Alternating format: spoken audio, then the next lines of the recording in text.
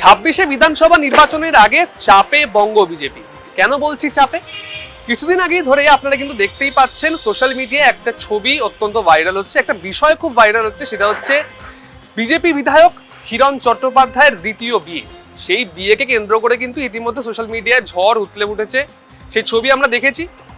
এই যে হিরণ চট্টোপাধ্যায়ের দ্বিতীয় বিয়ে, তারপরে কিন্তু তার প্রথম স্ত্রী অর্থাৎ অনিন্দিতা, সেও কিন্তু অভিযোগ করেছে একাধিক হিরণ চট্টোপাধ্যায়ের নামে, যে প্রথম স্ত্রীর সঙ্গে ডিভোর্স না হলেও কি করে দ্বিতীয় বিয়ে করলেন তিনি। এই সব বিতর্ক কিন্তু এবার চাড়া দিয়েছে বঙ্গ বিজেপির রাজনৈতিক মহলেও।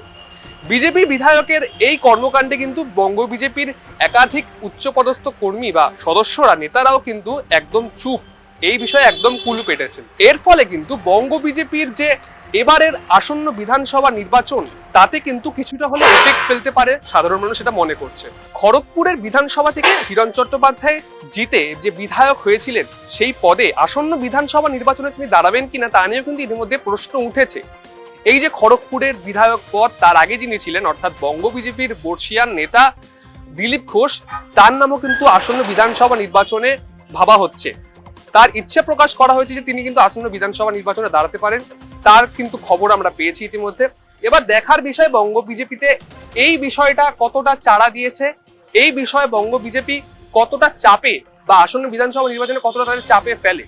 এর ফলে কিন্তু রাজ্যের শাসক দল তৃণমূল কংগ্রেস কিছুটা হলো অ্যাডভান্টেজে বলাই যেতে পারে। কারণ এই যে খড়গপুরের যে নির্বাচন কেন্দ্র, সেখানে কিন্তু গত বছর তৃণমূল কংগ্রেস হেরে গিয়েছিল।